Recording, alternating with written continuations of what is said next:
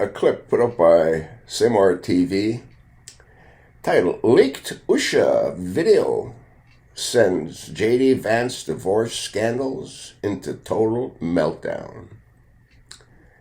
Let's have a listen. I'm going to say something true, and it might upset you. That's what's written. This plays for about, I think, 10 minutes. I'm going to say something true, and it might upset you. Jade Vance is a loser, and so is his wife. People say you shouldn't attack a spouse in politics, but I disagree. Usha Vance chose to go along with this ride. Whatever morals she had are gone. She's fully complicit in propping up this authoritarian administration. Her husband is out there humiliating her while cozying up to others. And now there's that video of Usha talking about being second lady. For the next 4 years, fueling even more rumors about the state of their marriage. It doesn't look good for JD, and it's another sign of how deep the hypocrisy runs in their world. And I will tell you right now, I will not raise my children to think Donald Trump is an acceptable American leader.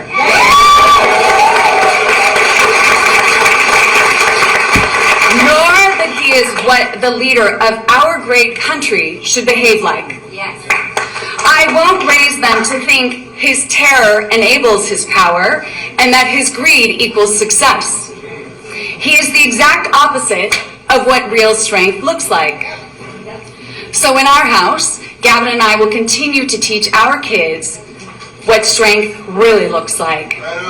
If you see someone sitting alone at a table, you invite them to your table. If you see someone being bullied, you speak up and ask an adult for help. And you always, always tell the truth. Maybe if Donald Trump's parents had taught him any of these lessons, we wouldn't be in this mess. On the contrary, Trump is enriching his immediate family and cronies. He is stripping away our rights and our democracy. When he knows he's going to lose, he cheats. When the game isn't rigged for him, he rigs it himself. Sometimes no is a full sentence. Trust me. That's right. But Donald Trump's never accepted no for an answer. He's a con artist, a predator, a malignant narcissist, in chief, and the worst president in our nation's history.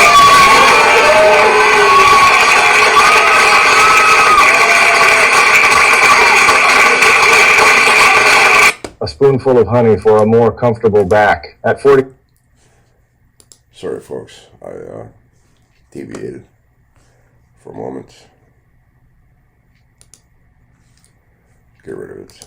That's exactly what I'm talking about. Gavin, looks like you've got some competition in your own household. Jennifer Newsom is landing some of the sharpest blows on Donald Trump right now.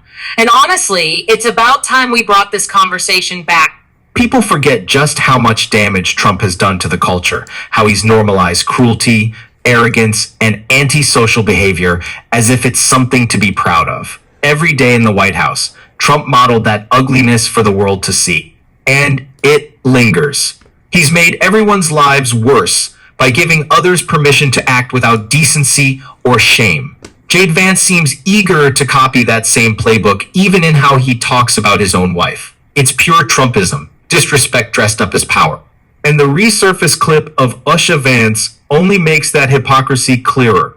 As I've told her and I've said publicly, and I'll say now in front of 10,000 of my closest friends, do I hope eventually that she is somehow moved by the same thing that I was moved in by church? Yeah, I honestly do wish that, because I believe in the Christian gospel, and I hope eventually my wife comes to see it the same way. But if she doesn't, then God says everybody has free will, and so that doesn't cause a problem. Jade wants Usha to reshape herself entirely to fit his presidential ambitions to become the image that serves his campaign, not her own identity. But the question is, how does Usha Vance actually feel about all this? Does she really want to be part of his political climb? In a recent interview with Meghan McCain, and honestly, it's hard to imagine a worse choice for that conversation, Usha opened up about her future. The timing couldn't be more awkward, coming right after the drama with Erica Kirk, the woman Jade was caught getting a little too comfortable with. That hug sparked plenty of speculation, And now Usha's comments are only adding more fuel to the fire. There is a not so small chance that you could be our first lady in a few years. And I find that a very exciting potential, possibility. I wanted to know, is that stressful for you? Is it exciting? Is that something you think about? Is this something everyone is asking you everywhere you go? Well, people do ask about it, but I guess the way 3 years ago, or maybe it was 4 years ago at this point, I had absolutely no intention of leading any sort of life in politics. It really is that rapid. And then when we moved our kids to school in this area, it was with no intention whatsoever of JD running for a new office. And so my attitude is that this is a 4-year period where I have a set of responsibilities and to my family, to myself, to obviously the country, and that's really what I'm focused on. I'm not plotting out next steps or really trying for anything after this. And in a dream world, eventually I'll be able to live in my home and kind of continue my career and all those sorts of things. And if that happens in 4 years, I understand. If that happens at some other point in the future, I understand. Just sort of along for the ride and enjoying it. Well, She sounds completely detached, tired, distant, almost like someone begging to be anywhere else. It's the voice of someone saying, I just want to go home. I just want to be done with this. But here's the thing. This is the life she chose. You can't play innocent after climbing into the same bed of power, ambition, and hypocrisy. And that same logic applies to Erica Kirk. People keep saying, don't go after her. She's a widow. I'm not mocking her grief. I'm calling out her choices. She isn't some grieving bystander. She was part of the same hateful, money-driven machine her husband built at Turning Point Usha. If she wanted to quietly step back, reflect, and heal, fine. No one would have cared. But instead, she stepped forward, using her platform to cash in on tragedy while pushing the same racist, toxic message her husband spread. You can't claim moral high ground while profiting from hate. You can't preach unity at a funeral and then turn around and fund the same movement that divides Americans for profit. This isn't about misogyny, it's about accountability. If you step into the arena, you're fair game for criticism. Now, Jade Vance is following that same blueprint, trying to reshape his wife into a sanitized political prop. The perfect image of the white Christian First Lady MAGA wants. That fantasy of a pure America has always been the lie at the heart of their movement, rewriting a country built by many into a myth about a chosen few. But America isn't white. It isn't Christian. It's a mosaic, messy, diverse, and a lie. And the more people like Jade, Usha, and Erica try to drag it backward, the more we have to call them out for what they are. Enablers of a movement that preaches faith but practices cruelty. Republicans won't say it, but people like Rachel Maddow will. And so will I. If you... Another ad popped up. Right on the northern edge of Chicago, right on the shore of Lake Michigan, the town of Evanston, Illinois, has a population of about 75,000. It's the home of Northwestern University. It's a beautiful place. I did an event there just about a year ago. I really loved it. But right now, that town is turning out to be a crucible for the forging of incredibly determined people.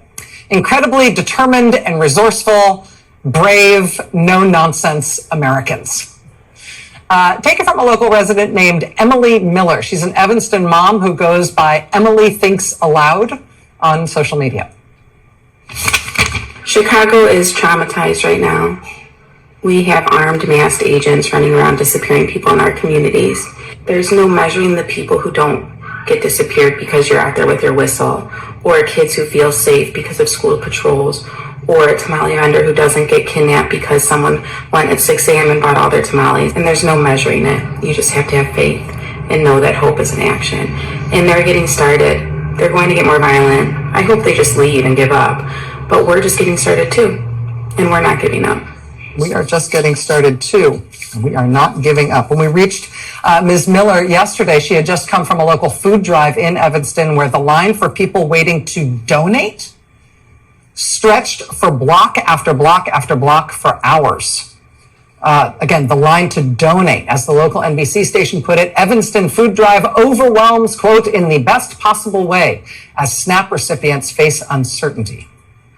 The response to what the Trump administration is doing with federal agents in the streets and these immigration actions has been pretty remarkable all over this country. But right now, Chicago is really putting on a clinic in bravery and relentlessness in terms of the response. As Reuters reports from Chicago today, quote, in Facebook groups and on Signal chats, tens of thousands of residents regularly crowdsource information on immigration agents' last known locations, neighborhoods being targeted that day, and importantly, the license plates, makes, and models of the rental cars used by agents, which can change daily. Organized by city and neighborhood and block, these rapid response teams in Chicagoland are using whistles, using cell phones, using online text chains, using their own voices to alert their neighbors when This is truly sinister stuff, and I'm going to keep calling it out every time I see it. What we're witnessing isn't just politics. It's a coordinated effort to manipulate, divide, and silence. Keep paying attention, keep speaking out, and don't let them rewrite reality. This fight isn't over, not by a long shot. You know what's really sad is it looks like Usha's the same as Melania. You know, they're just power crazy to become first ladies, and they don't care what their husbands do. I mean, look at Trump. He was screwing Stormy Daniels. He was screwing Karen McDougal for, 10 months when she was reportedly pregnant with Barron.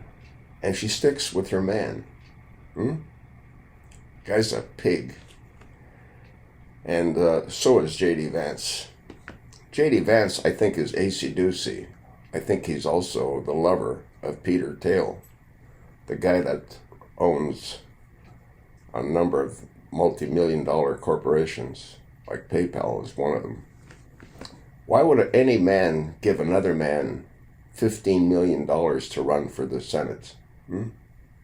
Why would he pick up the phone and call Dumpy Trump and ask Trump to select J.D. Vance, who's really done nothing remarkable other than think that he was a girl when he was younger? This was going to be our next president. What a joke. I'll attach the link, pass it along, and thanks for listening.